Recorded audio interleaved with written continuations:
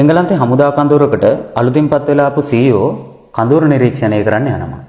යනකොට කඳවුරේ උද්‍යානයේ තියෙන බංකුවක් සෙබළු දෙන්නෙක් මුර කරනවා දකිනවා. ළඟට ගිහින් අහනවා ඇයි මේ බංකුව මුර කරන්න කියලා. සෙබළු දෙන්න උත්තර දෙනවා සර් මේ බංකුව මුර කරන්න අනදුන්නේ කලින් හිටපු CEO කියලා. ඒ වෙලාවේ අලුත් CEO පරණ CEOට දුරකථන ඇමතුමක් දීලා අහනවා සර් ඇයි මේ බංකුව මුර කරන්න අනදුන්නේ කියලා. ඒ වෙලාවේ CEO කියනවා මටත් කලින් හිටපු කෙනා තමයි ඔකට අණ දීලා තියෙන්නේ කියලා. මේ ප්‍රශ්නේ මේ විදිහට කලින් හිටපු CEO ල තුන්දෙනෙක්ගෙන්ම අහන්න වෙනවා. ඒ හැමෝගෙම උත්තරේ තමයි මට කලින් හිටපු කෙනා තමයි ඔකට අණ දීලා තියෙන්නේ කියලා. අන්තිමට කොහොම හරි මේ බංකුව මුර කරන්න අණ දීපු CEOව හොයාගන්න පුළුවන් වෙනවා. ඔහු වයස අවුරුදු 95ක විශ්‍රාම ගියපු මිනිස්සෙක්.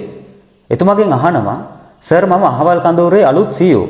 ඔබතුමා ඉන්න කාලේ කඳවුරේ උද්‍යානයේ තියෙන බංකුවක් මුර කරන සෙබළු දෙන්නෙක් යොදවලා තියෙනවා. ඇයි එහෙම කරේ කියලා. ඒ වෙලාව විශ්‍රාමවල CEO ගේ උත්තරේ තමයි මොනවා?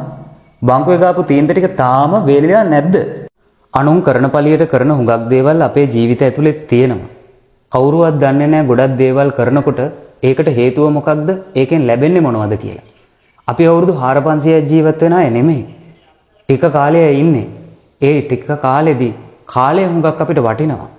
ඒ හින්දම අපේ ජීවිතේ අපි කරන ගොඩක් දේවල් ඇයි කරන්නේ? කළාම මොනවද ලැබෙන්නේ කියලා පොඩ්ඩක් හොයලා බලන එක නරකද?